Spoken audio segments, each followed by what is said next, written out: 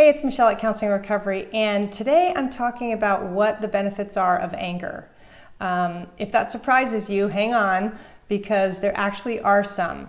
So healthy anger tells us that something isn't right. In our environment, within ourselves, if we're starting to react to something in a negative way, defensively, annoyed, frustration, anger, that tells us that something isn't okay. So it's really a time to pay attention, not to ignore it, but to actually ask yourself, okay, what's going on here that I'm getting upset?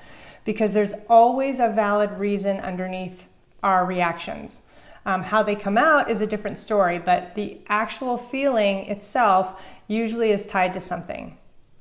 The next benefit is it actually helps us set boundaries, because when we get angry and upset, that tells us that someone has crossed our boundary, either emotionally or physically. Something's happened that is hurtful, is upsetting, and we need to address it. So, sometimes we don't know what our boundaries are until we start paying attention to how we feel, because that's the clue. If you're starting to feel resentful, annoyed, frustrated with somebody, then there's probably some boundary you may need to set.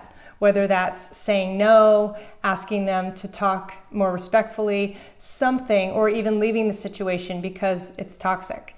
The third one is it actually helps us advocate for ourselves during conflict.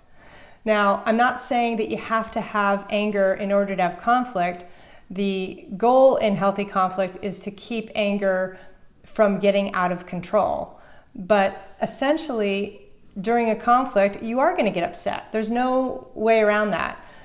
How you express that upset is going to be huge, because the biggest difference between healthy and unhealthy anger is that healthy anger is about you and what you're expressing and what you're needing. Whereas unhealthy anger is really more about tag, you're it, you're making me feel bad, you're treating me badly, you're doing X, Y, and Z. The focus is totally different. And that's why unhealthy anger gets out of hand so fast. Because it's not about you, it's about somebody else, and we typically feel more powerless over somebody else because, let's face it, we don't have control over them. So those are the 3 benefits of anger. I really want to invite you to look at this and start changing your beliefs if you do have some negative beliefs around anger, like it's bad or it's not something we should be paying attention to, because really those are your feelings and they need to be honored so they don't grow. That's exactly why I'm doing my class next week. I can't believe it's going to be here in less than a week. Calming Anger. It's a 4-week class on Zoom starting October 15th, and it's for 4 consecutive Thursdays.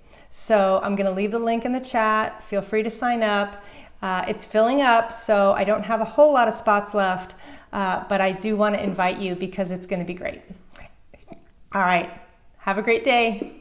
Bye.